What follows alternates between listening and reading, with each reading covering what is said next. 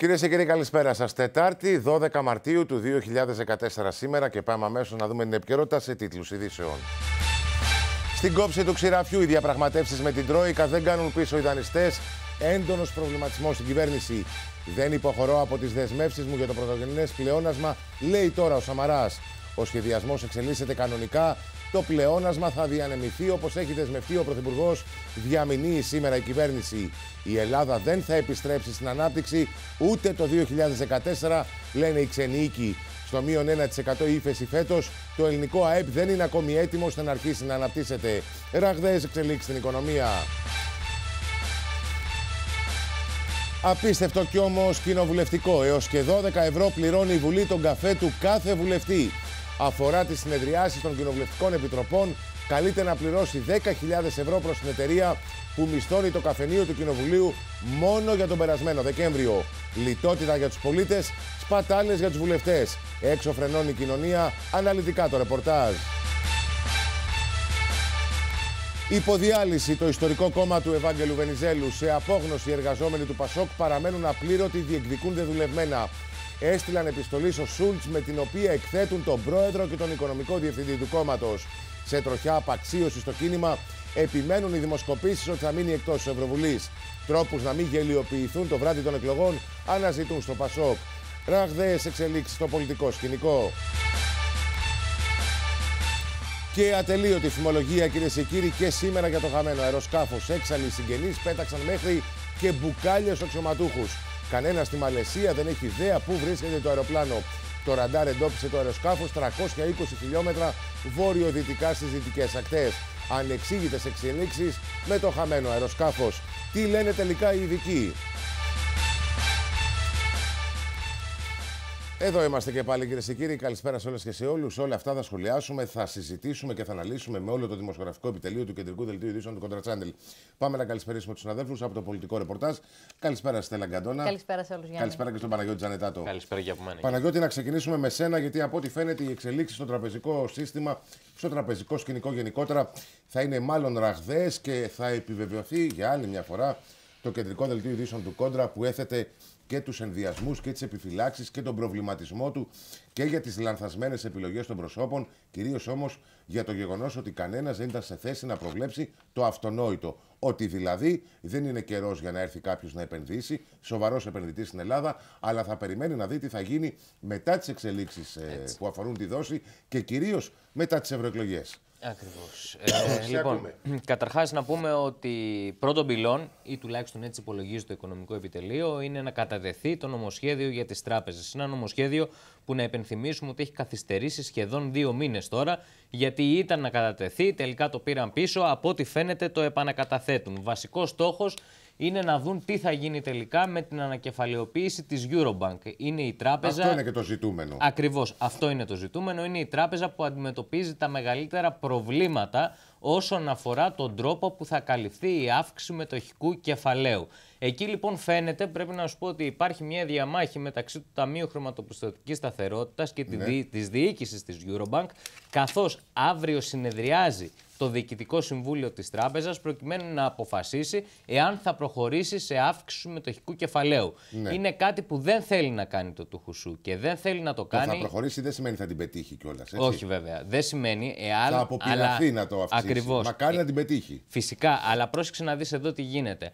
Εάν τελικά την κάνει, το Τουχουσού θα πρέπει να πει ότι όντας βασικός μέτοχος θα συμμετάσχω ως Ταμείο Χρηματοπιστωτικής Σταθερότητας ή όχι στην αύξηση μετοχικού κεφαλαίου. Αν πει θα συμμετάσχω, σημαίνει ότι θα πρέπει να βάλει ένα πολύ μεγάλο κομμάτι από την ανακεφαλαιοποίηση των τραπεζών. Να υπενθυμίσουμε ότι διαθέτει περί των 95% των μετοχών της Eurobank. Εάν πει ότι δεν θα συμμετάσχω, εκεί ουσιαστικά θα δώσει χτύπημα, θα υπονομεύσει την αύξηση μετοχικού κεφαλαίου, γιατί ο βασικός μέτοχος λέει: παιδιά, εγώ δεν δίνω ευρώ. Απ' την άλλη, τι θέλει? Θέλει να ψηφιστεί από τη Βουλή ο νόμος για την ανακεφαλαιοποίηση των τραπεζών. Έτσι πιστεύει. Έτσι πιστεύει. Έτσι πιστεύει. Υπάρχουν πάρα πολλά προβλήματα, θα το πούμε στη συνέχεια. Προκειμένου να πετύχει 2 πράγματα. Πρώτον, να μην έχει, και αυτό είναι πολύ σημαντικό για το Ταμείο, ποινικές ευθύνες ή οποιασδήποτε είδους ευθυνών σε περίπτωση που θα συμβεί σίγουρα, γίνει ανακεφαλαιοποίηση σε τιμή μετοχής πολύ μικρότερη από αυτή που αγόρασε το Ταμείο Χρηματοπιστωτικής. Βάλε μια τελεία για να τα συζητήσουμε ένα προς ένα. Αυτό είναι αντισυνταγματικό. Δεν υπάρχει περίπτωση να περάσει αυτό το πράγμα. Διότι ο νόμος είναι ξεκάθαρος. Δεν υπάρχει ασυλία παρά μόνο για τους βουλευτές. Και αυτό είναι αντισυνταγματικό, αν θέλεις, σε ένα θεωρητικό βαθμό. Στο λέω από το ρεπορτάζ που έκανα πρόσφατα στην Βουλή. Δεν υπάρχει περίπτωση να περάσει η διάταξη για το ακαταδίωκτο των μελών του Ταμείου Χρηματοπιστωτικής Σταθερότητας. Ή παίρνουν τις αποφάσεις και ρισκάρουν. Ενδεχομένως να πάνε στον Κορυδαλό, που θα πάνε αν τις πάρουν αυτές τις αποφάσεις, γιατί μετά τις ευρωεκλογές θα έχουμε κατά πάσα πιθανότητα και αλλαγή πολιτικού σκηνικού και κυβέρνησης, ή θα πάρουν τις αποφάσεις τους και θα είναι απόλυτα βέβαιοι ότι δεν θα έχουν καμία ποινική ευθύνη, οπότε δεν υπάρχει κανένας λόγος να περάσει το ακαταδίωκτο. Αυτή είναι η διαφωνία μας με το συγκεκριμένο νόμο για την ανακεφαλαιοποίηση των τραπεζών. Είναι αδιανόητο Έλληνες πολίτες, Παναγιώτη μου, κυρίες και κύριοι, να ζητούν από το κράτος, από τον νομοθέτη, να φτιάξει ένα νόμο που θα λειτουργεί ως άσυλο, σε εισαγωγικά ή εντός ή εκτός εισαγωγικών, για κάποιους οι οποίοι φοβούνται ότι στο μέλλον θα έχουν ποινικές ευθύνες. Θα το χρειαστούν, Γιάννη. Γιάννη. Δεν γίνονται πουθενά, ούτε στην Ουγκάντα. Σύμφωνοι. Θα το χρειαστούν όμως, Γιάννη, γιατί αν γίνει έτσι η δουλειά, τότε το ελληνικό δημόσιο θα υποστεί ζημία. Και η ζημία θα είναι ορισμένα δις. Επομένως, λογική προέκταση είναι να αναζητηθούν οι ευθύνες για αυτή τη ζημία του ελληνικού δημοσίου. Με λίγα λόγια, δεν μπορεί να χάσω εγώ και εσύ και όλοι οι Έλληνες 1,5-2 δισεκατομμύρια ευρώ και να μην ευθύνεται κανείς γι' αυτό. Είναι κάτι το οποίο δεν μπορεί να συμβεί. Άκουσε να δεις, Παναγιώτη μου.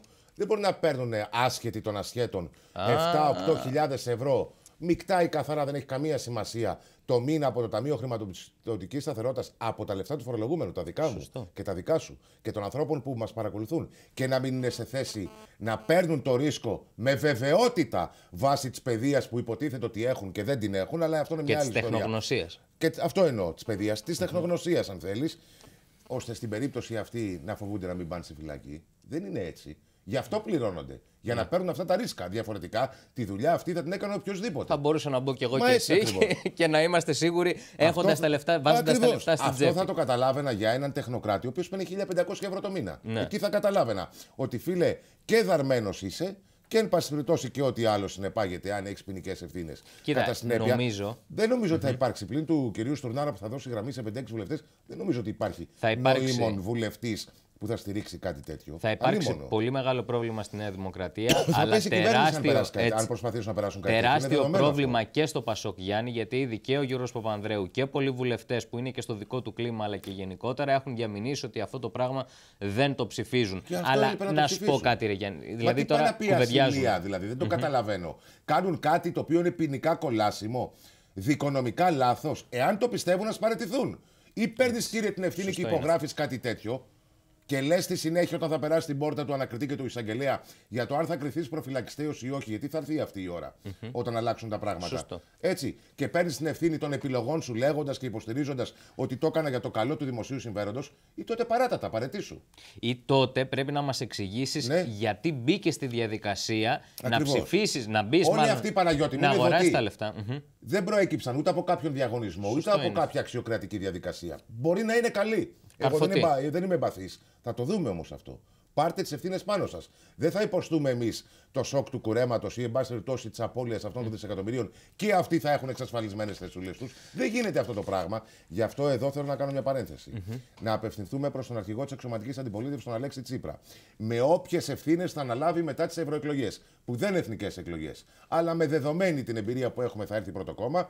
Αλίμονο, κύριε Τσίπρα, αν αυτά τα φαινόμενα τα αφήσετε στο απειρόβλητο και δεν περάσουν την πόρτα του εισαγγελέα. Να τα ξεκαθαρίσουμε αυτά. Πάντως, από ό,τι θυμόμαστε και το είχαμε αναδείξει και στο κεντρικό δελτίο ειδήσεων του Κόντρα Γιάννη, ο κύριος Τσίπρας, σε επίκαιρη ερώτηση που είχε κάνει προς τον Γιάννη Στουρνάρα, του είχε πει τη χασούρα του δημοσίου, την ευθύνη. Ποιος θα την αναλάβει. Ακριβώς. Αλλά είπες κάτι σημαντικό στην εκφορά του λόγου σου. Μίλησες για το κούρεμα των καταθέσεων. Αξίζει να αναφέρουμε ότι στο μίνι αυτό στο νομοσχέδιο προβλέπεται ένα mini bail-in. Δεν αφορά κούρεμα καταθέσεων, αλλά αφορά κούρεμα μετόχων και ομολογιούχων. Δηλαδή, πάλι ομολογιούχων. Όποιος έχει ομόλογα, έχει συνάψει διάφορου είδους ομολόγων με τις τράπεζες που θα μπουν σε αυτή τη διαδικασία, συγκεκριμένα με τη Eurobank, αναμένεται να έχουν χοντρό πρόβλημα. Και αυτό γιατί. Δεν ξέρω, είναι έτοιμα τα πλάνα με αυτά που έγιναν σήμερα με τους ομολογιούχους. Παρακαλώ πολύ, μπορείτε να με ενημερώσετε. Διότι οι άνθρωποι αυτοί είναι στα όρια της αυτοκτονίας. Δηλαδή Σε λίγο. Σε λίγα δευτερόλεπτα. Υπάρχει περίπτωση δηλαδή πάλι μέσα αυτή τη διαδικασία να κουρευτούν ομόλογα τη Eurobank? Τη Eurobank, ναι. Είναι πολύ πιθανό. Αν το του Χουσού βάλει πάνω από 1 δισεκατομμύριο ευρώ, τότε σύμφωνα με το νομοσχέδιο που θα κατατεθεί, με τις πληροφορίες που έχουμε και είναι διασταυρωμένες πληροφορίες, θα υπάρξει κούρεμα, γιατί υπάρχει σχετική κοινοτική οδηγία από τον περασμένο Αύγουστο. Κάποιοι τα είχαν πει από τότε. Έτσι ακριβώς. Προκειμένου να μπει. Δείτε εδώ τι έγινε, κυρίες και κύριοι. Να έχουμε και ήχο. Σήμερα έγιναν αυτά έξω από το Συμβούλιο της Επικρατείας. Και πάνε να κουρέψουν πάλι ομόλογα ανθρώπων. Το αυγό πέφτει. Πρόσεξε να δεις. Να ακούσουμε λίγο τον ήχο, συγγνώμη λίγο. Κοιτάξτε αυγό που πέφτει.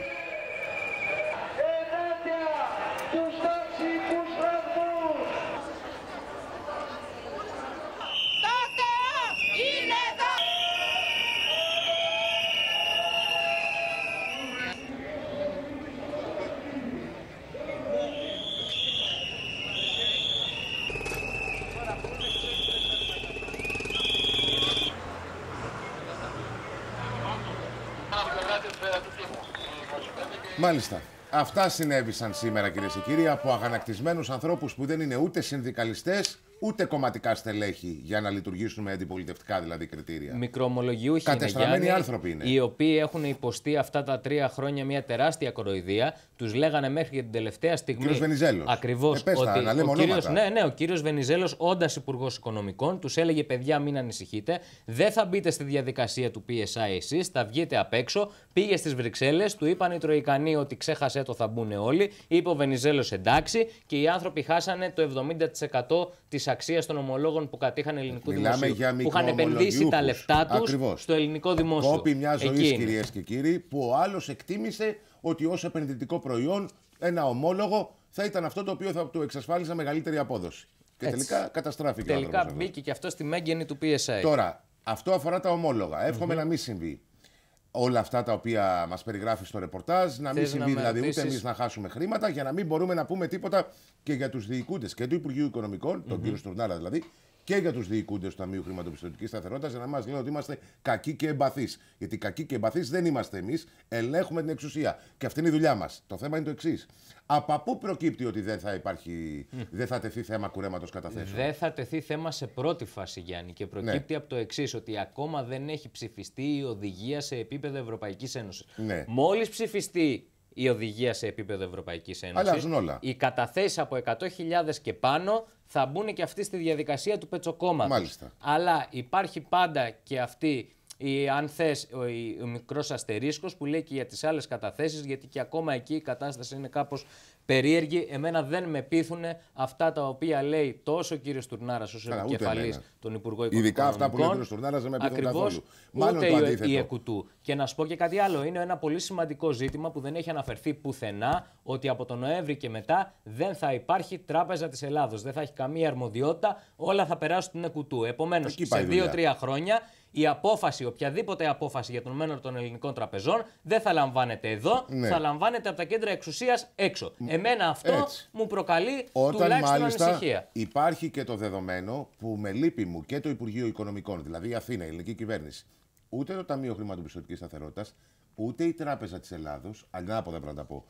κυβέρνηση, Τράπεζα της Ελλάδος, Ταμείο Χρηματοπιστωτικής Σταθερότητας, όταν ήταν έτοιμο το deal της Eurobank με την Εθνική, και η Τρόικα έθεσε εν μία νυχτή, ενώ ήμασταν όλοι σίγουροι ότι θα προχωρήσει αυτό το deal, έτσι, αυτή η συμφωνία, αυτή η εξαγορά, όταν έθεσε βέτο, αυτή η συγχώνευση μάλλον, για να μιλάμε πιο σωστά ελληνικά, όταν έθεσε βέτο κανένας από αυτούς τους κυρίους, ούτε η Τράπεζα της Ελλάδος, ούτε ο Υπουργός Οικονομικών, ούτε το Ταμείο Χρηματοπιστωτικής Σταθερότητας, δεν έδωσαν μάχη, που να τη γνωρίζουμε κι εμείς, όχι κάτω από το τραπέζι, ώστε να μην χαλάσει το deal, γιατί δεν υπήρχαν προοπτικές. Εμείς πώς το ξέραμε δηλαδή ότι η Eurobank θα περάσει στο δημόσιο? Μάγοι ήμασταν? Όχι βέβαια, ούτε ειδικοί τεχνοκράτες επί των τραπεζών. Διαθέτουμε την εμπειρία από το πολιτικό ρεπορτάζ να βλέπουμε τα οικονομικά γεγονότα διαφορετικά και με απόσταση. Γι' αυτό και πέσαμε μέσα. Έτσι. Λοιπόν, θα είναι δραματικές εξελίξεις, Παναγιώτη, στη Eurobank. Θα με θυμηθείς αυτό που σου λέω. Δραματικές. Και αν τολμήσουν να κουρέψουν ομόλογα πολιτών, επενδυτών ή απλών φορολογουμένων, καταθετών δηλαδή, θα φάνε το ξύλο της ζωής τους. Θυμήσου το αυτό που σου λέω. Θα βγουν έξω και όποιον βρουν μπροστά τους. Δεν θα μπορούν δηλαδή να κυκλοφορούν ούτε με δημιουργίες των ΜΑΤ. Εύχομαι να μην συμβούν αυτά. Αλλά όποιος βάζει χέρι στις καταθέσεις του απλού Έλληνα φορολογούμενου, ακόμα και του επιχειρηματία και του εφοπλιστή. Δικά τους είναι, δεν κατάλαβα δηλαδή. Ο άλλος θα έκανε με τον κόπο του. Θα τους ρωτήσει, θα χάσει τα λεφτά του. Θα γίνει το έλα να δεις. Θυμήσου το αυτό που σου λέω. Πρόσεξε, όμως εδώ πέρα υπάρχει ένα θέμα ότι σε λίγο δεν θα αποφασίζει η χώρα για το τι θα γίνονται οι καταθέσεις και το τι θα γίνεται στο τραπεζικό σύστημα. Θα αποφασίζει η Φραγκφούρτη, Γιάννη. Εκεί είναι το ζήτημα. Και είναι ένα θέμα για το οποίο επικρατεί σιγή ηχθείως. Δεν έχει το τελευταίο διάστημα, το τελευταίο δίμηνο, δεν έχει υπάρξει μία αναφορά σε μέσο μαζικής ενημέρωσης που να λέει ρε παιδιά, εδώ πέρα υπάρχουν κάποιες εξελίξεις στον τραπεζικό κλάδο. Εδώ πέρα μπορεί να συμβεί το Α, Β, Γ, απευταίο ενδεχόμενο. Αλλά ενδεχόμενο. Υπάρχει αυτή η προοπτική. Γιατί δεν το λέμε προς τα έξω? Θα σου πει ο άλλος ότι θα δημιουργήσουμε πανικό. Ναι, αλλά είναι καλύτερο δηλαδή ξαφνικά κάποιος να βρεθεί σε τετελεσμένο γεγονός και να μην έχει τι να κάνει. Και σε όλα αυτά να συνυπολογίσουμε, Παναγιώτη, και τους 7-8 χιλιάδες εργαζόμενους στην Eurobank, μια πολύ μεγάλη ιδιωτική τράπεζα. Έτσι. Αντιλαμβάνεσαι τι έχει να γίνει. Ξέρεις τι λένε για τις ομαδικές απολύσεις? Ότι ο μόνος λόγος που κόπτονται οι Τροικανοί να περάσουν τις ομαδικές απολύσεις είναι γιατί θέλουν να ανοίξουν τις απολύσεις στις τράπεζες. Ναι, βέβαια. Εκεί έχουμε φτάσει. Εκεί έχουμε φτάσει. Τώρα, σχετικά με το προηγούμενο, και έρχομαι αμέσως μετά σε σένα, Στέλλα, πάμε να ακούσουμε, να δούμε, να καλησπερίσουμε τον Δημήτρη Μπούρα. Δημήτρη, καλησπέρα. Καλησπέρα, Γιάννη. Έγινε το έλα να δεις σήμερα, έτσι, έξω από το Συμβούλιο της Επικρατείας με τους μικροομολογιούχους. Ακριβώς. Σήμερα συμπληρώνονται 2 χρόνια από την ημέρα που κουρεύτηκαν οι αποταμιεύσεις τους, το λεγόμενο PSI. Έτσι λοιπόν βγήκαν στους δρόμους για να διαμαρτυρηθούν, ξεκίνησαν από το Συμβούλιο της Επικρατείας. Εκεί, όπως βλέπουμε και στα σχετικά πλάνα μας τα παρακολουθήσαμε και προηγουμένως, πέταξαν αυγά. Και μιλάμε για ανθρώπους 50 και 60 ετών, έτσι, η κόπη μιας ζωής. Ακριβώς, ακριβώς. Έχουν χάσει ένα πολύ μεγάλο μέρος των αποταμιεύσεων τους, όπως είπε πολύ σωστά ο Παναγιώτης πριν, γύρω στο 70%. Μιλάμε για αρκετές χιλιάδες ευρώ που είχαν στην άκρη για μια ώρα ανάγκης, κόπη μιας ζωής και χάθηκαν εν μία νυχτή χωρίς κανέναν απολύτως λόγο, χωρίς να φταίνε σε τίποτα οι ίδιοι. Σήμερα, μάλιστα, οι περισσότεροι από αυτούς έκαναν λόγο για κοροϊδία που ξεπερνά τα 2 χρόνια. Αρχικά με τον κύριο Βενιζέλο που τους έλεγε ότι ως Υπουργός Οικονομικών ότι δεν θα κουρευτούν οι αποταμιεύσεις τους. Στη συνέχεια είχε έρθει ο κύριος Σαμαράς, θυμίζουμε, με το Ζάπιο 2 να πει ότι θα αποκατασταθούν όσοι αδικήθηκαν στην ιστορία αυτή με τους ομολογιούχους. Τελικά μέχρι σήμερα δεν έχει γίνει το παραμικρό. Και να πούμε ότι η διαμαρτυρία τους βέβαια συνεχίστηκε αργότερα και στα γραφεία, έξω από τα γραφεία του Πασόκ στη Χαριλάου Τρικούπη, όπου κατέληξαν μέχρι και τη Βουλή για να βρούνε και τους άλλους διαδηλωτές που είχαν βγει σήμερα στο κέντρο της πρωτεύουσας. Μάλιστα. Για να δούμε, κυρίες και κύριοι, μερικούς ανθρώπους που μίλησαν σήμερα στις κάμερες, αξιοπρεπείς ανθρώπους, άνθρωποι της διπλανής πόρτας που καμία σχέση με κόμματα, συνδικαλιστές και όλα αυτά έχουν βεβαίως σχέση, αλλά οι άνθρωποι αυτοί είναι αγανακτισμένοι για όλα αυτά που μας εξήγησε πριν από λίγο και ο Δημήτρης και ο Παναγιώτης. Παρακαλώ. Μετά από 2 χρόνια κοροϊδίας ήρθαμε ξανά πάλι να διαμαρτυρηθούμε γιατί μας κλέψαν το αίμα των παιδιών μας. Είμαι πατέρας 4 ανήλικων παιδιών και εύχομαι τα παιδιά μου να πάρουν το αίμα τους πίσω. Ο άντρας μου πέθανε με τον καημό ότι με άφησε στην ψάθα. Τις οικονομίες που τις φάγανε. Κλαίνε οι άνθρωποι, κυρίες και κύριοι. Γι' αυτό λέω, Στέλλα, ότι μην διανοηθεί κανένας να κάνει κάτι ανάλογο αυτή τη φορά με τα ομόλογα της Eurobank. Ούτε να το σκεφτούν. Ούτε να περάσει από το πίσω μέρος του μυαλού τους ότι δεν θα ανοίξει μύτη.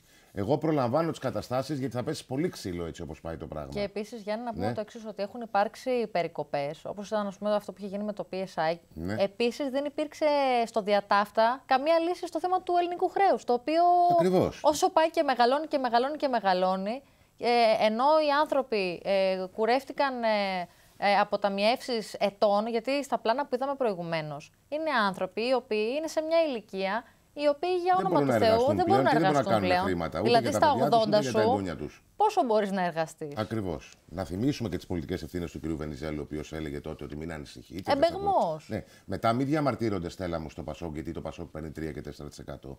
Αφού καταλήστευσε το ελληνικό δημόσιο και τον κόσμο, τον Έλληνα φορολογούμενο, ήρθε να κλέψει ή να κουρέψει και τα ομόλογα αυτών των ανθρώπων. Ναι. Τι περιμένουν δηλαδή εκεί στο Πασόκ, να πάνε καλά, να πείσουν την κοινωνία? Το ακόμα πιο άσχημο, Γιάννη, πέρα από το Πασόκ, είναι ότι γενικότερα βλέπουμε ότι λαμβάνονται αποφάσεις που, όπως είπε και ο Παναγιώτης προηγουμένως, παραπέμπονται στα κέντρα εξουσίας, στις Βρυξέλλες, στο Στρασβούργο, δεν ξέρω κι εγώ που αλλού, με αποτέλεσμα εμείς απλώς να μας τις ανακοινώνουν και να τις υλοποιούν. Ναι. Αυτό είναι το άσχημο. Τώρα, όσον αφορά το θέμα των ομολογιούχων και των εξελίξεων, κυρίες και κύριοι, σε μια πολύ μεγάλη τράπεζα, την τράπεζα Eurobank, που ήταν παλαιότερα στον όμιλο Λάτσι και φέρει και αυτός ο όμιλος στη δική του διοικητική και ιδιοκτησιακή ευθύνη για τις εξελίξεις που υπήρξαν στη μεγάλη αυτή τράπεζα που κάποτε αποτελούσε το μοτέρ στην ανάπτυξη της ελληνικής ιδιωτικής οικονομίας και της αγοράς. Δυστυχώς, όπως είδατε, τα πράγματα πήγαν από το κακό στο χειρότερο με αποτέλεσμα όλα να είναι στον αέρα. Εύχομαι να επικρατήσει σύνεση, να περάσει ο νόμος για την ανακεφαλαιοποίηση των τραπεζών χωρίς να διανοηθεί κάποιος βουλευτής που έχει πιστέψει και έχει ορκιστεί στο ελληνικό σύνταγμα, στο σύνταγμα αυτής της χώρας, να ψηφίσει. Τον προειδοποιούμε σε αυτό το πράγμα. Αυτό το έσχος περί ακαταδίωκτου των μελών του Τούχου Σου ή οποιοδήποτε άλλων μελών, βάζουν υπογραφές και οι υπεύθυνοι πολίτες θα αναλάβουν και τις ευθύνες μετά τις υπογραφές που θα πέσουν, εάν πέσουν, έτσι, αν τολμήσουν να τις βάλουν, και εν πάση περιπτώσει να βοηθηθεί η ελληνική οικονομία και κυρίως οι ελληνικές τράπεζες να δουν το πραγματικό πρόβλημα. Ποιο είναι το πραγματικό πρόβλημα? Ένα είναι. Η ανάγκη για ρευστότητα. Έχουν τη δυνατότητα οι τράπεζες να ρίξουν χρήμα στην αγορά? Εάν έχουν τη δυνατότητα αυτή, τότε η ανάπτυξη σιγά σιγά θα έρθει και στην ελληνική οικονομία. Και στην πραγματική μάλλον οικονομία. Τώρα, λέγαμε πριν, Παναγιώτη, για το Πασόκ και τις διαχρονικές ευθύνες που έχει για όλο αυτό το απερίγραπτο χάλι στην ελληνική οικονομία. Πώς να μην έχει ευθύνες αυτό το κόμμα? Διάβαζα σήμερα την επιστολή των εργαζομένων του Πασόκ. Υποτίθεται ότι το Πασόκ είναι ένα κόμμα το οποίο συγκυβερνά μαζί με τη Νέα Δημοκρατία. Και δεν λέω υποτίθεται, είναι ένα κόμμα το οποίο συγκυβερνά. Ο αντιπρόεδρος της κυβέρνησης ονομάζεται Ευάγγελος Βενιζέλος. Η ιδιότητα, η πολιτική του κυρίου Βενιζέλου, εκτός του αντιπρόεδρου της κυβέρνησης, είναι του πρόεδρου του Πασόκ. Μάλιστα. Εδώ διάβαζα ότι δεν πληρώνουν τους εργαζομένους τους. Εδώ και ένα χρόνο, 1,5 περίπου, Γιάννη. Δεν είναι καινούργιο το φαινόμενο. Είναι εδώ και πάρα πολύ καιρό. Το Πασόκ έχει ένα τεράστιο πρόβλημα, οικονομική τρύπα. Το ξέρουμε όλοι. Δεν ξέρουμε το ακριβές ποσό, γιατί έχουν κρύψει τον έλεγχο των οικονομικών εδώ και 1,5-2 χρόνια σχεδόν που είναι αυτή η ιστορία. Ωστόσο, οι εργαζόμενοι, μην μπορώντας πλέον να αντέξουν αυτό το οποίο υφίστανται και υφίστανται εργασιακές συνθήκες που βιώνει και οποιοδήποτε σήμερα δεν έχει μια εξασφαλισμένη εργασία, που είναι τα 2/3 ουσιαστικά των εργαζομένων, και έστειλαν επιστολή στον υποψήφιο των Ευρωπαίων Σοσιαλιστών, τον Μάρτιν Σούλτς, ζητώντας του τι άλλο, να ρυθμίσει με κάποιο τρόπο να πάρουν τα δεδουλευμένα τους. Το θέμα είναι γιατί. Γιατί το Πασόκ και συγκεκριμένα ο κύριος Αλαγιάννης, όπως τουλάχιστον καταγγέλνουν οι ίδιοι, που είναι ο διευθυντής του κόμματος, ακριβώς, ναι, τους έχει προτείνει να πατσίσουν, να ρεφάρουν τα οφειλόμενα με καταβολή του 20% από το συνολικό ποσό. Δηλαδή, ναι, άμα τους χρωστάνε 10 χιλιάρικα, να τους δώσει το Πασόκ 2 χιλιάρικα και να μην υπάρχει καμία άλλη οφειλή. Μιλούν για κοροϊδία. Αφήνουν εχμές και στον κύριο Βενιζέλο, για τον οποίο λένε ότι τους υποσχέθηκε ότι θα διευθετηθεί το θέμα, ουσιαστικά όμως δεν κάνει τίποτα. Και αναρωτιούνται πού είναι τα αποτελέσματα αυτών των εταιριών για αυτό που λέγαμε. Γιατί θαύτηκαν, τι φοβήθηκαν και δεν φανέρωσαν. Ακριβώς. Τι φοβήθηκαν και δεν φανέρωσαν τα στοιχεία. Πήγαν και αυτά μαζί με τη λίστα Λαγκάρντ, αναρωτιούνται. Ενώ για τον κύριο Σαλαγιάννη αφήνει να εννοηθεί ότι όταν αυτοί έτρεχαν στις προεκλογικές του εκστρατείες για να βγει βουλευτής, ήταν καλά. Τώρα δεν κάνει τίποτα για να τους βοηθήσει. Τώρα καταλαβαίνεις, Παναγιώτη, ένα κόμμα θα αναγκαστεί σε 60, γιατί περί εξαναγκασμού είναι, έτσι, στην κατάσταση που είναι το Πασόκ, σε 65-70 μέρες από τώρα να ζητήσει την ψήφο του ελληνικού λαού. Τι να πει στην κοινωνία, τι να πει στον κόσμο? Εδώ έχει απλήρωτους εργαζόμενους. Δηλαδή θα μας παρουσιάσει κανένα σοβαρό μοντέλο οικονομικής ανάπτυξης το κόμμα που είναι καταχρεωμένο, έχει πάρει του κόσμου τα θαλασσοδάνεια από τους διορισμένους διοικητές της Αγροτικής Τράπεζας επί πράσινης αυτοκρατορίας και δεν πληρώνει τους εργαζόμενους του και θα έρθει να μας λύσει το οικονομικό πρόβλημα? Καλά, εδώ πέρα για πόσα άτομα μιλάμε απλήρωτους? Πρέπει να είναι γύρω στα 200 άτομα ήταν οι εργαζόμενοι του Πασόκ. Έχουν γίνει κάποιες μειώσεις, έχουν γίνει διάφορα. Τι να σου πω τώρα, Γιάννη, προφανώς δεν ντρέπονται. Εδώ πέρα δεν ντρέπονται για άλλα και άλλα. Γι' αυτό θα ντραπούν. Εδώ μιλάμε για ανθρώπους που είναι, πώς να το χαρακτηρίσω, που είναι παιδιά του κομματικού σωλήνα. Γιατί για να διοριστείς σε ένα κόμμα πρέπει να είσαι προϊόν του κομματικού σωλήνα. Δεν μπορεί να διοριστείς μέσω του ΑΣΕΠ. Κανένας δεν διορίστηκε από αυτούς μέσω του ΑΣΕΠ. Παρ' όλα αυτά όμως έχουν δικαίωμα, αφού δουλεύουν, να πληρώνονται. Κοίταξε να δεις, Γιάννη, ο εργαζόμενος είναι εργαζόμενος. Δεν μπορείς να κάνεις διαχωρισμό σε αυτό το επίπεδο αν είναι κομματικός ή όχι. Και σε τελική ανάλυση, αυτό που αναφέρουν και στην επιστολή τους είναι ότι, παιδιά, κοιτάξτε να δείτε, εμείς είμαστε το κόμμα και τώρα, εάν πάμε να ζητήσουμε έξω δουλειά, έχουμε και τη ρετσινιά ότι ήμασταν υπάλληλοι του Πασόκ. Μην νομίζεις. Ακριβώς. Να φανούν τα πρόσωπά τους. Μην νομίζεις ότι είναι απλό πράγμα και το γνωρίζεις και εσύ πολύ καλά να είσαι εργαζόμενος του Πασόκ και να πας σήμερα να ζητήσεις δουλειά. Θα σου πει ο άλλος, εσύ κατέστρεψες την Ελλάδα. Και το χειρότερο είναι ότι σε ένα πολύ μεγάλο βαθμό θα έχει και δίκιο. Να ρωτήσω κάτι. Σε όλα αυτά που καταλογίζουν στο Πασόκ και στον κύριο Βενιζέλο και στον κύριο Σαλαγιάννη, οι εργαζόμενοι του κινήματος, κίνημα τώρα, σιγά μην είναι κίνημα του Πασόκ. Αυτό τέλος πάντων. Ναι. αυτό το κόμμα ή απόκομμα, εν πάση περιπτώσει, μπορεί να το πει ο καθένας όπως θέλει, απάντησε το Πασόκ επισήμως? Όχι, δεν υπάρχει απάντηση επισήμως. Πρέπει να σου πω ότι... ψιλοκομμένος, συγγνώμη για την έκφραση, αλλά μόνο έτσι περιγράφεται. Έτσι είναι. Πρέπει να σου πω ότι την προηγούμενη φορά που είχε υπάρξει το θέμα, γιατί δεν είναι η πρώτη φορά που βλέπουμε κάτι σχετικό, ο κύριος Βενιζέλος σε συνέντευξη τύπου, τον είχα ρωτήσει μάλιστα και προσωπικά, είχε πει ότι ο εργαζόμενος του Πασόκ δεν είναι ακριβώς εργαζόμενος, είναι μέλος του κόμματος και πρέπει να κάνει θυσίες. Δηλαδή είπε ότι είναι κάτι σαν το μέλος του ΚΚΕ. Αυτοί λέγονται εθελοντές, ξέρω εγώ. Ναι, εντάξει. Ναι, και αυτό συμβαίνει όταν το διευκρινίζεις από την αρχή. Του λες του άλλου δεν έρχεσαι εδώ να πληρωθείς και να έχεις και ασφαλιστική. Έτσι, έρχεσαι εδώ πέρα για το καλό του κόμματος ή για το καλό της ιδέας, ας πούμε. Ναι, δεν υπάρχουν τέτοια πλέον. Εντάξει, τώρα τι να λέμε, Γιάννη, η κατάσταση είναι. Για να λέμε πάντως πολύ τα πράγματα με το όνομά τους. Η ιστορία εκδικείται πολύ άσχημα το Πασόκ. Αλήθεια είναι. Και όχι το εκδικείται μόνο σε ποσοστά, 3 και 4%. Το εκδικείται γιατί το Πασόκ ήταν ο πρώτος διδάξας μετά τη μεταπολίτευση στο διορισμό χιλιάδων ημετέρων, κομματικών στελεχών και παιδιών του κομματικού σωλήνα, αφισοκολλητών, στελεχών, μελών τοπικών οργανώσεων και νομαρχιακών, που διόριζε αβέρτα στο δημόσιο. Στον μπούκομα, αυτό λες. Ναι, βεβαίως. Διόριζε κόσμο στο δημόσιο και δεν είχαν καρέκλες να καθίσουν. Σε διάφορους οργανισμούς και υπουργεία, τα θυμόμαστε αυτά. Κοίτα, και τα πληρώναμε εμείς του ιδιωτικού τομέα όλα αυτά. Είναι μια πραγματικότητα. Και οι άλλοι οι οποίοι εργάζονται ευσυνείδητα στο δημόσιο. Γιατί υπάρχουν και ευσυνείδητοι άνθρωποι στο δημόσιο. Δεν είναι όλοι τεμπέληδες. Σωστό, βέβαια. Πάντως, αυτό που είπες και εσύ είναι πάρα πολύ σημαντικό. Δηλαδή, είναι αν θες και μια τραγική ηρωνία. Αυτός ο οποίος εμπέδωσε στην ελληνική κοινωνία, γιατί αυτό έκανε το Πασόκ ουσιαστικά, αυτή την νοοτροπία, είναι αυτός που ταλούζεται πρώτος. Γιατί το Πασόκ ταλούζεται πρώτος. Θα ταλουστούν κι άλλοι, δεν θα ταλουστεί μόνο το Πασόκ. Πρέπει να πούμε το εξής, ότι και στη Νέα Δημοκρατία υπάρχει μεγάλο πρόβλημα. Γι' αυτό είπα κι άλλοι. Καθυστερήσεις στις πληρωμές, μπορεί όχι σαν το Πασόκ, αλλά υπάρχει σοβαρό πρόβλημα. Δανειοδοτήσεις εκατομμυρίων ευρώ. Έτσι. Αδυναμία να πληρωθούν ενίκεια κτλ. Γενικότερο πρόβλημα στα δύο μεγάλα κόμματα που θα μας βγάλουν από την κρίση. Εάν η Νέα Δημοκρατία καταρρεύσει στις επόμενες εκλογές ή τέλος πάντων πάρει ένα ποσοστό το οποίο δεν θα δικαιολογεί την κρατική επιχορήγηση που παίρνει τώρα, τι νομίζεις, θα σκάσει και εκεί η φούσκα? Γιατί η φούσκα είναι και εκεί. Τώρα, να πούμε δύο πράγματα και για αυτά που είπε το alter ego του Ευάγγελου Βενιζέλου. Σήμερα το πρωί στο Μέγκα τον παρακολουθούσα τον κύριο Γρηγοράκο.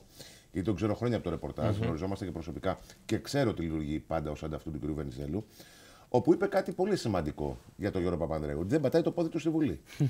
Ναι, δεν καταλαβαίνω το εξής όμως. Γιατί τα λένε από τα κανάλια και δεν καλεί ο κ. Βενιζέλος τον κ. Παπανδρέου να του πει: κοίταξε να δεις, Γιώργο Παπανδρέου, εδώ πληρώνεσαι για να είσαι βουλευτής ή για να το παίζεις βουλευτής. Τι από τα δύο συμβαίνει? Να τον καλέσει ο Βενιζέλος το Γιώργο και να του πει αυτά. Μισό λεπτό, να δούμε τι είπε ο κ. Γρηγοράκος. Παρακαλώ. Ακούστε, ο Γιώργος Παπανδρέου είναι ένας θεωρικός τέλεχος του Πασόκ, είναι ο πρόεδρος του Πασόκ, είναι ο πρωθυπουργός της χώρας. Πρέπει να είμαστε παρόντες σε αυτά, να στηρίζουμε τη δουλειά μας.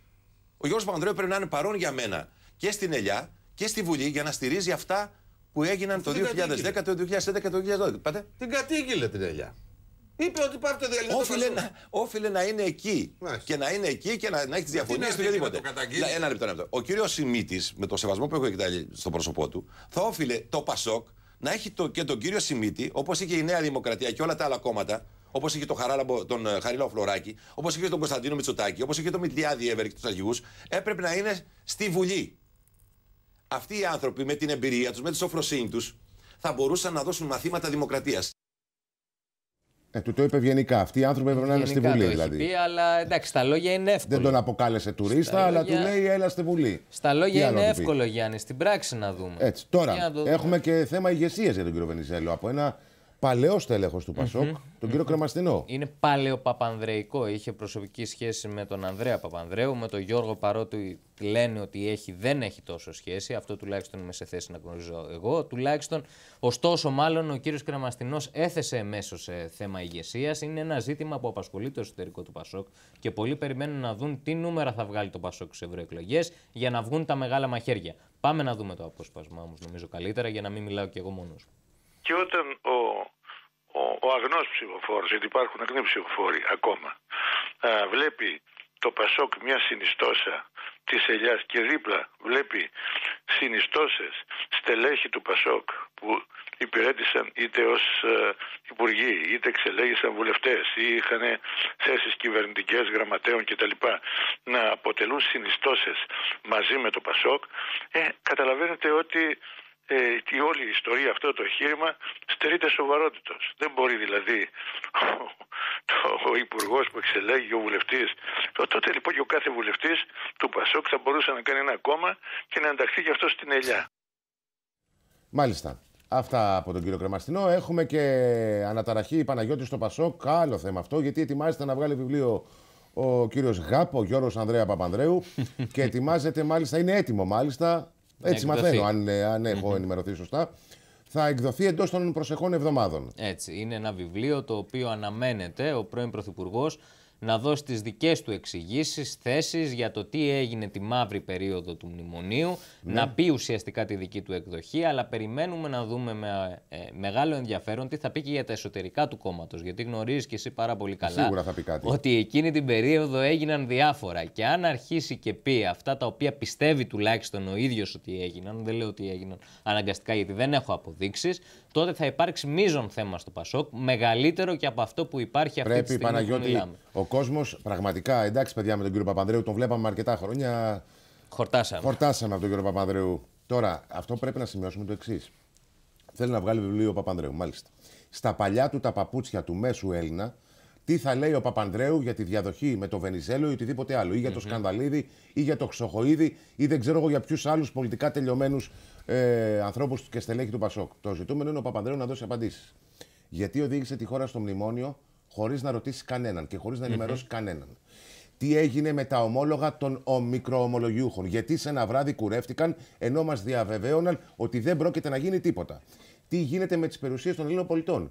Αυτά είναι τα θέματα. Γιατί μας οδηγούν από το ένα μνημόνιο στο άλλο. Αυτά αφορούν τον πολίτη. Αυτή την αίσθηση έχω εγώ τουλάχιστον. Γιατί μας λέγανε ότι θα βγούμε στις αγορές το 2011 και είμαστε 2014 και ακόμα περιμένουμε. Αυτά μας έλεγε στο Καστελόριζο. Και τον περιμένουμε. Ναι, αυτά πρέπει να απαντήσει, αλλά μην περιμένεις από αυτά να τα απαντήσει ο Γιώργος Παπανδρέου. Αυτά κανονικά μια συντεταγμένη πολιτεία έπρεπε να τα έλυνε μόνη της. Δηλαδή να υπήρξαν αυτές οι θεσμικές διαδικασίες, να βάζανε κάτω την κατάσταση και να λένε ρε παιδιά, είμαστε εδώ που είμαστε. Πώς φτάσαμε εδώ που φτάσαμε. Και βέβαια έχω την εντύπωση πως ο κύριος Παπανδρέου, αν θέλει να λέγεται σοβαρός πολιτικός, κατ' εμέ δεν είναι σοβαρός πολιτικός, αλλά αυτή είναι προσωπική κρίση που μπορεί να την κρίνει κάθε τηλεθεατής, θα έπρεπε στον επίλογο του βιβλίου του να ζητούσε και μια συγγνώμη από τους ανθρώπους που κατέστρεψε, καταρχήν από τις οικογένειες αυτών που αυτοκτόνησαν λόγω της κρίσης. Δεν εννοώ αυτών που είχαν άλλα προβλήματα. Αυτοί που αυτοκτόνησαν, και είναι αρκετές χιλιάδες, αυτά τα χρόνια από την κρίση, ο κ. Παπανδρέου έπρεπε να ζητήσει συγγνώμη και ταπεινά συλληπιτήρια στις οικογένειές τους. Δεύτερον, να ζητήσει συγγνώμη από αυτούς που καταστράφηκαν. Δεν είναι μόνο οι μικροομολογιούχοι και οι ομολογιούχοι, είναι οι άνθρωποι της αγοράς. Αυτοί που έβαλαν λουκέτα στα καταστήματα εξαιτίας της κρίσης. Αυτοί που έκλεισαν επιχειρήσεις. Αυτοί οι οποίοι απέλυσαν κόσμο για να διασώσουν επιχειρήσεις. Πρέπει λοιπόν ο κ. Παπανδρέου στην τελευταία του παράγραφο να γράφει ένα μεγάλο συγγνώμη. Με κεφαλαία γράμματα. Σας ζητώ συγγνώμη. Τελεία. Και παύλα. Και να μην ξαναγράψει τίποτα ξανά. Και από εκεί και πέρα θα κρίνει ο κόσμος αν θα αποδεχθεί ή όχι τη συγγνώμη. Αν και αν θες την προσωπική μου ταπεινή άποψη, ένα συγγνώμη δεν λέει τίποτα. Ναι, δηλαδή, είναι μια κίνηση συμβολική. Δεν βεβαίως και δεν σημαίνει όταν τίποτα. Όταν έχουν καταστραφεί τα πάντα σε αυτόν τον τόπο, το τελευταίο πράγμα που θες να ακούσεις είναι ότι αυτός που πυροδότησε την καταστροφή να σου πει και ένα συγγνώμη από πάνω. Θα το θεωρήσει και κοροϊδία. Μάλιστα. Ναι. Τώρα πάμε στη Στέλλα Γκαντόνα. Στέλλα. Έχει μπει για τα καλά ο ΣΥΡΙΖΑ στην προεκλογική δραστηριότητα, προεκλογική περίοδο. Μου κάνει εντύπωση που έρχονται εκλογές και ο ΣΥΡΙΖΑ ασχολείται με τη Χρυσή Αυγή. Προτάσεις για την οικονομία έχει. Βέβαια και έχει προτάσεις για την οικονομία. Ναι, υλοποιήσιμες εννοώ. Στην αντιπολίτευση όλοι έχουν προτάσεις. Αν είναι υλοποιήσιμες, Γιάννη, όχι, θα φανεί όταν θα έρθει η ώρα, εάν βέβαια έρθει. Επειδή συνήθως έτσι γίνεται, φαίνεται όταν έρχεται η ώρα που κυβερνά κάποιος και τελικά αποδεικνύεται ότι ήταν μια φούσκα. Εύχομαι να μην ξανασυμβεί. Ελπίζω και εγώ να μην ξανασυμβεί. Ελπίζουμε όλοι. Τώρα το θέμα της Χρυσής Αυγής όμως είναι πάρα πολύ σοβαρό, αν θέλει τη γνώμη μου, γι' αυτό και ασχολούνται τόσο πολύ. Σήμερα συνεδρίασε η κοινοβουλευτική ομάδα. Ναι. Αποφάσισαν με αστερίσκους βέβαια να ψηφίσουν υπέρ για την άρση της ασυλίας των 9 βουλευτών. Όπως είχαμε πει και τις προηγούμενες μέρες, οι διαφωνούντες ήταν 5, η κυρία Κωνσταντοπούλου, ο κύριος Γλέζος, ο κύριος Μιχελογιαννάκης, ο κύριος Στάθης Παναγούλης. Τι υποστήριξαν δηλαδή οι διαφωνούντες? Λοιπόν, υποστήριξαν ότι το πόρισμα είναι νομικά διάτριτο και επίσης εγείρονται ζητήματα συνταγματικών, ανθρωπίνων και δημοκρατικών δικαιωμάτων. Από εκεί και πέρα να σας πω ότι θα υπάρξει και μια πολιτική δήλωση όταν το θέμα θα έρθει στη Βουλή επισήμως, όπου ο ΣΥΡΙΖΑ θα καταγγέλει ουσιαστικά μια μεθόδευση από την πλευρά της κυβέρνησης για το ζήτημα της Χρυσής Αυγής. Ναι. Άλλωστε εκείνοι θεωρούν ότι δεν είναι δουλειά της Βουλής, είναι δουλειά της δικαιοσύνης και η Χρυσή Αυγή πρέπει να τεθεί ενώπιον του νόμου, δεν είναι δουλειά της Βουλής να χειριστεί το συγκεκριμένο θέμα. Και από εκεί και πέρα περιμένουν βέβαια να ολοκληρωθεί και η διαδικασία της Επιτροπής Διοντολογίας της Βουλής, που όπως είπαμε και χθες θα πάει στον Κορυδαλό και θα δώσουν εξηγήσεις οι βουλευτές. Αυτά από εκεί. Από εκεί και πέρα να σας πω ότι έχει ιδιαίτερο ενδιαφέρον, Γιάννη, να δούμε τι θα ψηφίσουν εν τέλει οι βουλευτές που διαφωνούν, γιατί για παράδειγμα ο κ. Μιχαλογιαννάκης έχει ξεκαθαρίσει ότι για 3 βουλευτές θα δηλώσει παρόν. Για ποιους? Αν το ξέρουμε. Είναι για τον κύριο Γρεγό, αν δεν κάνω λάθος, και για άλλους 2 που μου διαφεύγουν αυτή τη στιγμή. Εντάξει, δεν έχει σημασία. Αλλά θεωρεί τέλος πάντων ότι 3 εξ αυτών δεν ευσταθεί τέλος πάντων το κατηγορητήριο. Τώρα, για να το πω έτσι. Σήμερα έκανε μια πρωινή εμφάνιση στο Μέγκα η κυρία Δούρου, έτσι ως υποψήφια περιφερειάρχης Αττικής, και εξαπέλυσε σφοδρή επίθεση στον κύριο Σγουρό. Αυτό είναι άξιο σχολιασμού. Αναδεικνύοντας ότι ουσιαστικά η στρατηγική του ΣΥΡΙΖΑ είναι η εξής. Αντίπαλός μας δεν είναι ο κ. Κουμουτσάκος, αντίπαλός μας είναι ο Γιάννης Γουρός. Ναι. Που τα γκάλοπ τον φέρουν, τα γκάλοπ τουλάχιστον, γιατί είναι φυλακτικό πάντως ψηλά τον κύριο Σγουρό. Το φέρουν πρώτο. Λοιπόν, έβαλε κατά του κυρίου Σγουρού η Ρένα Δούρου. Ναι. Αναφέρθηκε μάλιστα στο περίφημο πλεόνασμα. Μισό λεπτό να το δούμε όλο αυτό και να το σχολιάσουμε μετά, παρακαλώ. Τι εμπειρία έχει πλεόνασμα? Όχι στο. Σας παρακαλώ. Εμπειρία είπα, δεν είπα εγώ. Μου κάνετε μια χάρη ως πολίτης. Είμαι δημότης Εγάλεο, αλλά έτσι ανήκω και εγώ στην περιφέρεια Αττικής και θέλω να αλλάξω τα πράγματα σε επίπεδο περιφέρειας Αττικής. Μπορείτε, σας παρακαλώ, να μου κάνετε μια χάρη και να το ρωτήσετε γιατί επέρετε για αυτό το πλεόνασμα? Θα το ρωτήσουμε, μην δεν το ρωτάει κανένας. Εμείς θα το ρωτήσουμε. Τις τηλεοπτικές ρούγες και λέει ότι έχει πλεόνασμα και δεν του λέει κανένας. Αυτό το αποθεματικό, λες και είσαι ιδιωτική εταιρεία περιορισμένης ευθύνης, ας πούμε. Από πού το βρήκες? Να έχεις κάνει μόνο 12,5% έργων, να έχεις εκτελέσει από αυτά που έχεις αναγγείλει σε μία περίοδο και σε μία περιοχή που οι διεθνείς οργανισμοί λένε ότι έχουν ανθρωπιστική κρίση. Πού τα έχει βάλει τα λεφτά? Στο μούσκιο? Δηλαδή, αντί να φτιάξει υποδομές, εγώ δεν λαϊκίζω και το ξέρετε πάρα πολύ καλά ότι ουδέποτε φλερτάρω με το λαϊκισμό. Δεν είπα να στηθεί στην πλατεία Συντάγματος ή στην πλατεία Καλυβίων και να μοιράσει μακαρόνια και να φωνάξει και τις κάμερες και να λέει τι ευαίσθητος περιφερειάρχης είμαι. Αλλά εδώ έχουμε χάσει κάθε ένεκνης λογικής. Μάλιστα, έθεσε σοβαρά ερωτήματα, κυρία Δούρου. Και το βασικότερο όλων, ποιες είναι οι υποδομές που έχει φτιάξει ο κύριος Γουρός. Μάλιστα. Τώρα, πάμε στον. Υπάρχει ένα θέμα με τον κύριο Οικονόμου, ο οποίος ο ίδιος ανακοίνωσε. Μάλιστα, με πήρε και τηλέφωνο για τον αναζητούσα για τις ανάγκες του ρεπορτάζ και μου το είπε. Θα είμαι υποψήφιος. Γιάννη, σε παρακαλώ πολύ να διεκδικήσω και εγώ τον τηλεοπτικό χρόνο που δικαιούνται όλοι οι υποψήφοι. Τι γίνεται τελικά, δεν θα είναι υποψήφιος? Λοιπόν, υπάρχει ένα πέπλο μυστηρίου, το οποίο καλώς εχόντων των πραγμάτων θα λυθεί αύριο, όποτε και συνεδριάζει η Εκτελεστική Επιτροπή της Δημοκρατικής Αριστεράς. Οι πληροφορίες λένε ότι ο κύριος Οικονόμου έχει εκφράσει κάποια παράπονα για μη πλήρη στήριξη από την πλευρά του κόμματός του σε ό,τι αφορά στην υποψηφιότητά του. Τι, δεν τον θέλει δηλαδή η Δημάρ? Ότι δεν τον στηρίζουν επαρκώς. Τώρα, από εκεί και πέρα, οι δικές μου πληροφορίες λένε ότι η πλευρά της Δημοκρατικής Αριστεράς είχε υπάρξει μια παγωμάρα λόγω του ότι ο κύριος Οικονόμου είχε σπεύσει να ανακοινώσει πρώτος την υποψηφιότητά του. Από εκεί και πέρα τα περισσότερα θα τα δούμε αύριο. Θέλω να πιστεύω ότι θα υπάρξει μια χρυσή τομή. Ιδάλλως δεν ξέρω τι άλλο μπορεί να γίνει μεταξύ του. Παναγιώτη, έχουμε και μια δήλωση του κυρίου Κουμουτσάκου που αναδεικνύει ότι υπάρχει πρόβλημα με τους λεγόμενους γαλάζιους δημάρχους. Ακριβώς, το παραδέχεται και ο ίδιος. Λέει δηλαδή ότι υπάρχουν δήμαρχοι οι οποίοι εμέσως πλην σαφώς δεν τον στηρίζουν. Να υπενθυμίσουμε ότι υπήρξε μια μεγάλη συζήτηση στο εσωτερικό της Νέας Δημοκρατίας για το αν θα στηριχθεί ο κύριος Γουρός ή όχι. Γιατί υπάρχουν πολλοί γαλάζιοι δήμαρχοι που έλεγαν πάμε στον κύριο Γουρό. Και τώρα τον στηρίζουν. Ακριβώς, που λένε ακόμα. Και αυτούς θέλει κάπως να κερδίσει. Για να δούμε τι είπε ο κύριος Κουμουτσάκος, παρακαλώ πολύ. Υπήρξαν πράγματι ορισμένες δηλώσεις, διαπιστωτικές δηλώσεις, λέγοντας ότι ο κύριος Γουρός είναι ένας περιφερειάρχης που έχει κάνει έργο κλπ. Αυτές οι δηλώσεις ανήκουν στο παρελθόν. Και πώς ορίζω το παρελθόν? Είναι δηλώσεις που έγιναν πριν την ανακοίνωση της δικής μου υποψηφιότητας. Υπάρχει μια νέα υποψηφιότητα, μια υποψηφιότητα αλλαγής, νέας πνοής, νέου τρόπου σκέψης, νέου τρόπου αντιμετώπισης των πραγμάτων. Και σας είπα ήδη ότι ξεκίνησα από τα κύθερα. Εγώ θέλω να το τονίζω αυτό. Σηματοδοτεί κάτι τελείως διαφορετικό. Έτσι, είναι μια έναρξη πορείας που σηματοδοτεί ότι κανένας δεν είναι ξεχασμένος, καμία περιοχή, κανένας πολίτης. Στην πορεία έχουμε επικοινωνία με όλους τους δημάρχους και θα συζητήσω κυρίως με αυτούς που εξέφρασαν μια διαφορετική άποψη, παρουσιάζοντάς τους τις σκέψεις μου και πώς εγώ μπορώ να βοηθήσω τις περιοχές της αρμοδιότητάς τους. Μάλιστα. Αυτά από τον κύριο Κουμουτσάκο, τον επίσημα χρησμένο ή πολιτικά υποστηριζόμενο από τη Νέα Δημοκρατία. Τώρα, στη μάχη των περιφερειακών εκλογών μπαίνει και ο κύριος Τζίμερος. Ακριβώς, ο κύριος Τζίμερος. Σε ποια περιφέρεια θα είναι υποψήφιος? Αττικής. Κι άλλος ένας υποψήφιος. Στην περιφέρεια Αττικής ο κύριος Τζίμερος, τον είχαμε γνωρίσει στις προηγούμενες εκλογές ως επικεφαλής, είχε κατέβει τότε της Δημιουργίας ξανά.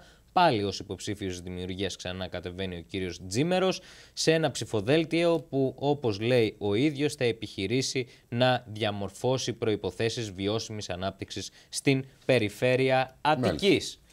Και έχουμε και μια νέα υποψηφιότητα, αυτή τη φορά όχι για την περιφέρεια Αττικής, αλλά για την περιφέρεια Πελοποννήσου. Πελοποννήσου, ο κύριος Γιάννης Μανώλης από τη Νέα Μέρα, πρώην της Νέας Δημοκρατίας για πολλά χρόνια, διαφώνησε, έφυγε με το μνημόνιο, πήγε στους Ανεξάρτητους Έλληνες, τώρα είναι στη Νέα Μέρα που έχουν συγχωνευτεί με την ένωση του κυρίου Πολύδωρα. Έχουμε και κάποιο απόσπασμα του κυρίου Μανώλη να δούμε. Ωραία. Για να δούμε τι είπε ο κύριος Μανώλης για τον κύριο Τατούλη, που μαθαίνω ότι στις δημοσκοπήσεις δεν περπατάει πολύ καλά τελευταία. Για να υπάρχουν πολλές γκρίνιες. Να καλέσω και άλλους που δεν αποφασίζουν να κάνουν το μεγάλο βήμα. Ίσως γιατί περιμένουν να δουν τι εκπροσωπούμε. Ίσως περιμένουν να δουν τις θέσεις μας. Και καλά κάνουν. Ίσως γιατί έχουν απαγοητευτεί πολλές φορές από κόμματα, από παρατάξεις και θέλουν να είναι σίγουροι ότι θα κάνουν το επόμενο βήμα. Τους ζητώ να μας παρακολουθήσουν. Να έρθουν να μιλήσουν μαζί μας. Δεν θα μπουν προαπαιτούμενα τι ήταν στο παρελθόν πολιτικά. Το μόνο που μετράει είναι να αντισταθούμε όλοι μαζί σε αυτό που ζούμε στην Πελοπόννησο. Και βεβαίως να έχουν διαφωνήσει και να μην έχουν στηρίξει το τελευταίο διάστημα κυρίως αυτό το σύστημα που σαπίζει. Μάλιστα. Τώρα να ευχαριστήσουμε τον Παναγιώτη Τζανετάτο. Καλό σου βράδυ, Παναγιώτη. Καληνύχτα, Γιάννη. Πάμε να καλησπερίσουμε την Κάτια Νιάκαρη πριν κάνουμε ένα σύντομο διαφημιστικό διάλειμμα. Κάτια, άρχισαν οι προεκλογικού χαρακτήρα παροχές.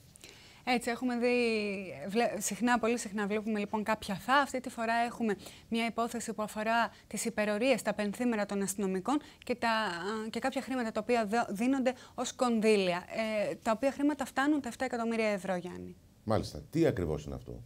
Να σας πω λοιπόν ότι σύμφωνα με τις πληροφορίες, μετά από επικοινωνία. Από τη μία τους έκαναν περικοπές και από την άλλη τους να τους δώσουν. Μαζί είμαστε όλοι, να δώσουν σε όλους. Αλλά λίγο περίεργο ακούγεται αυτό. Για εξήγησέ το μας. Σύμφωνα λοιπόν με τις πληροφορίες που έχουμε, ο Πρωθυπουργός, ο κ. Σαμαράς, είχε μια επικοινωνία με τον Υπουργό Προστασίας του Πολίτη, τον κ. Δένδια, και αμέσως μετά με τον κ. Σταϊκούρα. Αποφασίστηκε λοιπόν να δοθεί το ποσό των 7 εκατομμυρίων ευρώ, προκειμένου να καλυφθούν τα κενά που θα υπήρχαν από τα χρήματα μάλλον που θα έλειπαν από τις περικοπές των πενθήμερων των αστυνομικών. Αυτό που μαθαίνουμε όμως από το ρεπορτάζ είναι, και αυτό που προκύπτει, ότι ίσως αυτά τα χρήματα δεν θα τονώσουν τους αστυνομικούς, Γιάννη. Και το λέω αυτό γιατί σύμφωνα με πληροφορίες, ίσως αυτά τα χρήματα τελικά πάνε για να καλυφθούν κάποιες άλλες τρύπες της ελληνικής αστυνομίας, όπως για παράδειγμα υπάρχει ένα θέμα με τις αποζημιώσεις αλλά και με τις μισθοδοσίες. Είναι ένα θέμα λοιπόν το οποίο θα το δείξει ο χρόνος. Πάντως, αυτό που λένε άλλες πηγές της αστυνομίας, αξιωματικοί της ελληνικής αστυνομίας, είναι ότι αν ήθελαν να βοηθήσουν με κάποιον τρόπο, θα μπορούσαν ίσως με τον εξορθολογισμό της χορήγησης των πενθήμερων σε αυτούς που όντως θα δουλεύουν και όχι σε υπασπιστήρια με εικονικά πενθήμερα. Κλείνοντας, να σας πω πάντως ότι σύμφωνα με τις πληροφορίες ήδη χάνονται 1 με 2 πενθήμερα το χρόνο από τις άδειες, ενώ συνολικά τα χρήματα που θα έχανε κάποιος από τους αστυνομικούς με τα πενθήμερα που θα έχανε δεν ξεπερνά το ποσό περίπου των 80 ευρώ. Και κλείνοντας, μια τελευταία σημείωση, αυτό που μου είπαν αστυνομικοί και ανώτατοι αλλά και κατώτατοι στο βαθμό, είναι το γεγονός ότι οι μειώσεις που έχουν δεχτεί στους μισθούς τους από την αρχή της κρίσης ξεκινάει από τα 100 ευρώ και φτάνει μέχρι και τα 600 ευρώ. Ανάλογα δηλαδή με το βαθμό που έχει κάποιος αστυνομικός, οι μειώσεις είναι συγκεκριμένες. Πες μας 2 λόγια, σε παρακαλώ, και για την ξαφνική ή προγραμματισμένη επίσκεψη του Υπουργού Δικαιοσύνης σε Άριο Πάγο και Συμβούλιο της Επικρατείας. Λοιπόν, ήταν μια επίσκεψη που είχαν προγραμματίσει στο Συμβούλιο της Επικρατείας και τον Άριο Πάγο αλλά και την εισαγγελία του Αρείου Πάγου. Ο Υπουργός Δικαιοσύνης λοιπόν έκανε αυτή την επίσκεψη συνοδευόμενος από το Γενικό Γραμματέα του Υπουργείου, τον κ. Κανελόπουλο. Πρώτος σταθμός, να σας πω, των επισκέψεων ήταν το Συμβούλιο της Επικρατείας και ο δεύτερος σταθμός ήταν το γραφείο του Προέδρου του Αρείου Πάγου, του κ.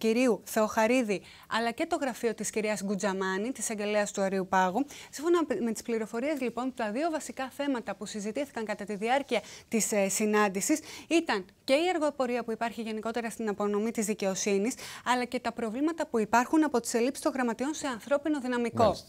Είναι δύο βασικά θέματα αυτά, τα οποία περιμένουμε να δούμε αν θα λυθούν και τι θα γίνει ειδικότερα με το θέμα. Μένεις μαζί μας, Κάτια, να πάμε γρήγορα στο Δημήτρη Μπούρα. Δημήτρη, με τις κούπες στα χέρια σήμερα οι απολυμμένες του Υπουργείου Οικονομικών, έτσι. Ακριβώς, και δεν ήταν οι μόνες που βγήκαν σήμερα στον δρόμο. Είχαμε μια μεγάλη συμμετοχή στο συλλαλητήριο που είχε καλέσει η ΑΔΔ στο πλαίσιο της 24ωρης απεργίας που είχε κηρύξει κατά των απολύσεων και της διαθεσιμότητας. Έτσι λοιπόν είδαμε εργαζόμενους. Να δούμε τα πλάνα, αν είναι εύκολο από αυτά που έγιναν σήμερα. Εδώ είναι, ναι. Εδώ βλέπουμε τη χαρακτηριστική διαμαρτυρία εκπαιδευτικών οι οποίοι έχουν βγει σε διαθεσιμότητα και σε λίγες μέρες λύγει το 8μηνο.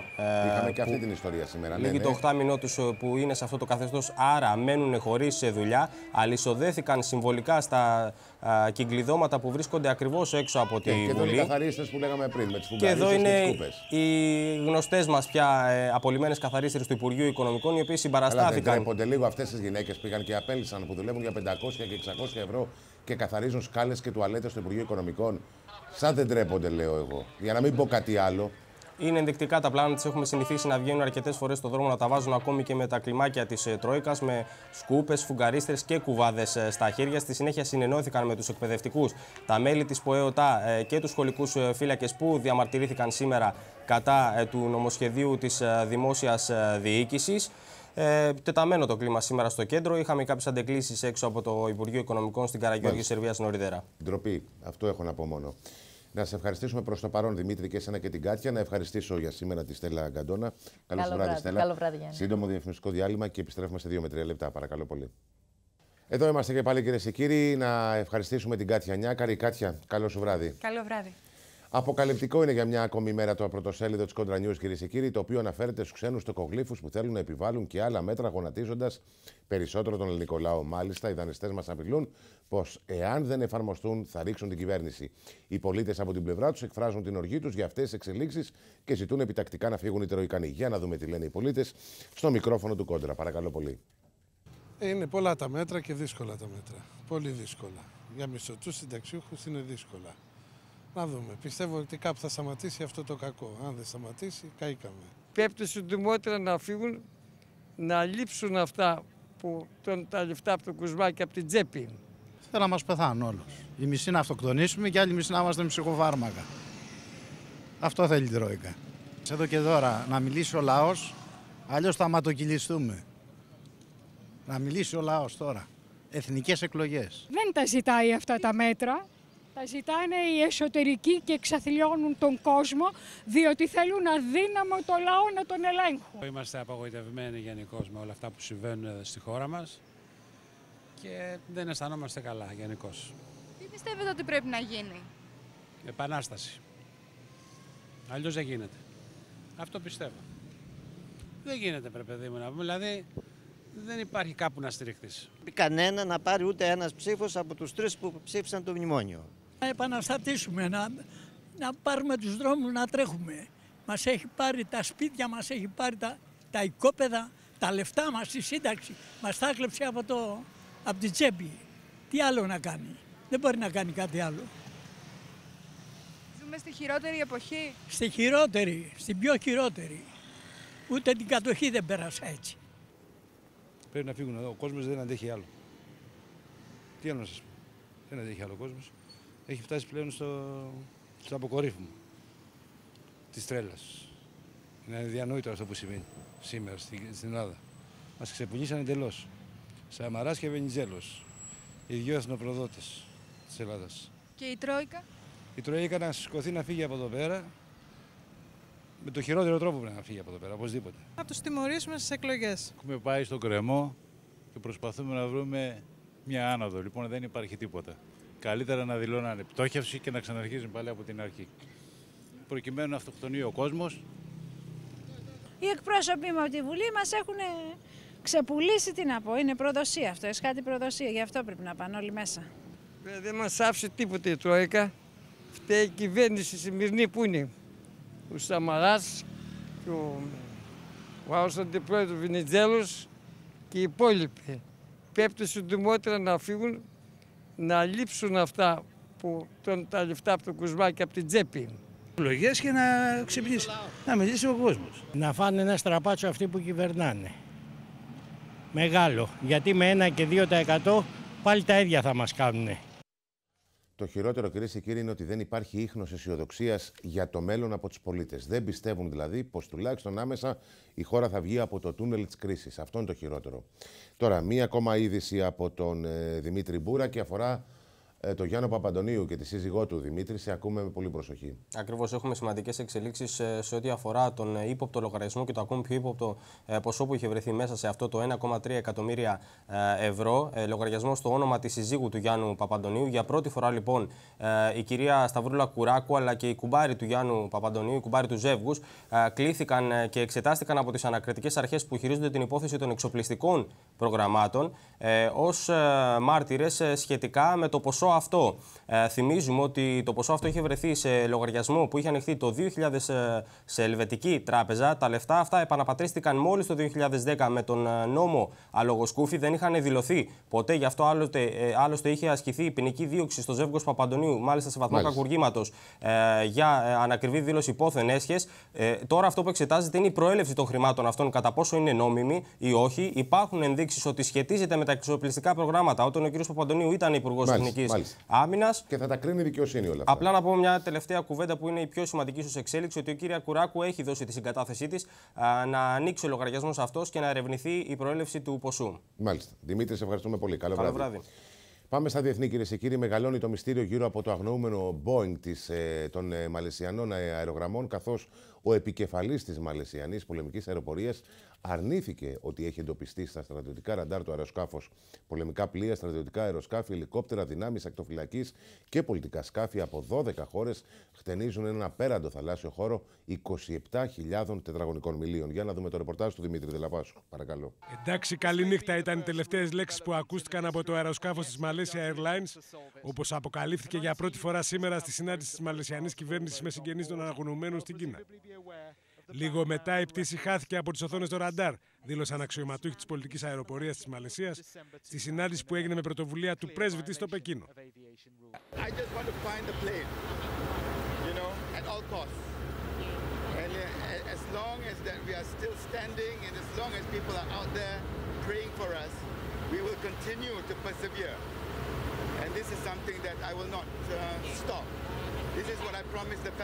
Η αγωνία και η οργή για την άγνωστη ακόμη τύχη των αγαπημένων τους, καθώς είναι τρομερή η έλλειψη προέδρου στις έρευνες για το αεροσκάφος, μεγαλώνει. Είναι φανερό και παίρνει μεταφυσικές διαστάσεις το κουβάρι γύρω από το αγνοούμενο Boeing της Malaysia Airlines, το οποίο αγνοείται από το Σάββατο. Καθώς ο επικεφαλής της Μαλαισιανής πολεμικής αεροπορίας αρνήθηκε ότι έχει εντοπιστεί στρατιωτικά ραντάρ το αεροσκάφος στα στενά της Μαλάκας, όπως ανέφερε χθες το Reuters στρατιωτική πηγή. Η εκτεταμένη έρευνα από αέρος και θαλάσσης εισέρχεται σήμερα στην 5η μέρα της, χωρίς να έχει αποδώσει καρπούς. Και τις τελευταίες 24 ώρες έρχονται στο φως αντικρουόμενες ανακοινώσεις και μαρτυρίες για το τι μπορεί να συνέβη αφού το Boeing έχασε την επαφή με τους ελεκτές εναέρειας κυκλοφορίας. Depressurization. They should put their oxygen masks on, but instead they commenced the turn onto the reciprocal heading. So they're trying to go back to Kuala Lumpur because they know there's something wrong. Yeah, they're turning left back towards Kuala Lumpur. And at this point, having set the heading, they then pass out unconscious. So they're concentrating on getting back. Meantime, the depressurization is so great that they lose consciousness. Meanwhile, what's happening to the plane? The aircraft will continue on autopilot just as it's doing right now, turning onto this heading, the one that they pre-selected, staying at the same flight level and burning off fuel. So where's the plane now? Where does it end up? The plane in this case would end up, it's got 3,000 miles worth of fuel on board. It would take it to about the middle of the Indian Ocean. Η ακτίνα των ερευνών διευρύνθηκε στα 27.000 τετραγωνικά χιλιόμετρα, μια αχανή έκταση. Απουσία οποιασδήποτε απόδειξης για να εξαγηθεί η εξαφάνιση του αεροπλάνου, οι αρχές δεν έχουν αποκλείσει κανένα ενδεχόμενο. Ο Πρωθυπουργός της Μαλαισίας απίφθινε σήμερα έκκληση για υπομονή και προσευχή, ζητώντας από τους πολίτες της χώρας να στηρίξουν την κυβέρνηση στην αποστολή της για τον εντοπισμό του αεροσκάφου σύντομα. Μάλιστα, περίεργα πράγματα. Μνήμες 11 Σεπτεμβρίου επέστρεψαν στη Νέα Υόρκη μετά από ισχυρή έκρηξη που συγκλώνησε σήμερα το Μανχάταν και είχε αποτέλεσμα 2 άνθρωποι, κυρίες και κύριοι, να σκοτωθούν, τουλάχιστον 22 να τραυματιστούν και 12 να παραμείνουν εγκλωβισμένοι. Συνδεόμαστε τηλεφωνικά με τον Δημήτρη Δελαπάσχο που έχει το ρεπορτάζ. Δημήτρη, σε ακούμε. Καλησπέρα Γιάννη, κυρίες και κύριοι. Όπως ακριβώς είπες, μνήμες 11 Σεπτεμβρίου, φλόγες, καπνί, κόσμος αλόφρονο να τρέχει, νεκροί, πολλοί εγκλωβισμένοι παραμένουν ακόμη στα συντρίμμια και τουλάχιστον 22 τραυματίες έχουν ανασυρθεί από τα συντρίμμια που έπεσε ξαφνικά ο ουρανός στο κεφάλι των ανθρώπων από μια διαρροή γκαζιού. Έχει κάποια εικόνα το FBI από πού μπορεί να προήλθε? Είναι μάλλον διαρροή γκαζιού που υπήρχε και από μέρες, γιατί οι περίοικοι είπαν ότι μύριζε γκάζι, ειδοποιούσαν. Σε κάποιο χώρο συσσωρεύτηκε και έγινε έκρηξη προφανώς. Κάνανε έργα εκεί, είναι ακριβώς. Μάλιστα. Δημήτρη, σε ευχαριστούμε πολύ. Κάπως έτσι καταγράφονται τα γεγονότα σήμερα μέσα από το φακό του κεντρικού δελτίου ειδήσεων του Contra Channel, κυρίες και κύριοι. Ακολουθεί η εκπομπή για την τοπική αυτοδιοίκηση, εκλογές 2014 με την Ειρήνη Βανταράκη και στη συνέχεια ιστορική εκπομπή επί του πιεστηρίου με τον Μάκη Κουρί και τον Σωτήρη Ξενάκη. Να είστε όλοι καλά. Ευχαριστούμε για την εμπιστοσύνη που καθημερινά μας δίνετε. Καλό σας βράδυ και προσοχή στον δρόμο.